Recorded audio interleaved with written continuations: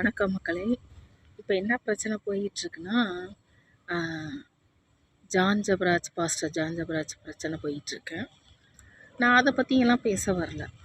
என்னென்னா,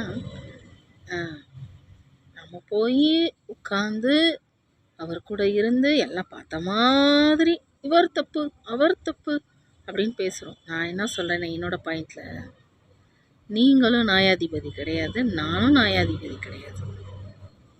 ஆனால் எனக்கு அவர் 100% தப்பு பண்ணியிருக்க மாட்டார் அப்படின்றது கன்ஃபார்மாக நான் நம்புகிறேன். என்னோடய ஃபுல் சப்போர்ட், என்னோடய ஃபேமிலி ஃபுல் சப்போர்ட் அவருக்கு கண்டிப்பாக உண்டு.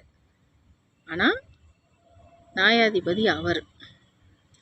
ஒருவேளை உண்மை இல்லை அப்படின்னு நிச்சயம் வரும், வராமல் இருக்காது. உண்மை இல்லைன்னு வெளியே வந்துருச்சுன்னா நம்ம பேசுகிறவங்களாம் யாருக்கு கணக்கு கொடுக்கணும் தெரியுமா? ஜான் ஜபராஜ் பாஸ்டருக்கு கிடையாது, அவருக்கு கணக்கு கொடுக்கணும். நியாயாதிபதி அவர் இருக்கும்போது நம்மளாம் வாயை புத்திக்கிட்டு போயிடணும். ஓகே, ஏன்னா அவர் நீதியை வெளிச்சமாக்குவார், வெளிச்சத்துக்கு கொண்டு வர்றாரு எல்லா காரியத்தையும். அதனால் யாரை பேசுகிறோம், யார் மேலே கை வச்சுருக்கோன்றத யோசித்து செய்யுங்க. இது அவரோட பிள்ளை. நான் இது பெருசாலாம் பேச விரும்பலைங்க. எனக்கு முழுசாக நம்பிக்கை இருக்குது. ஜானப்பாவுக்கு ஃபுல் சப்போர்ட். அவர் அந்த தப்பு பண்ணியிருக்க மாட்டார். நிச்சயம் வெற்றியோடு திரும்ப வருவார்.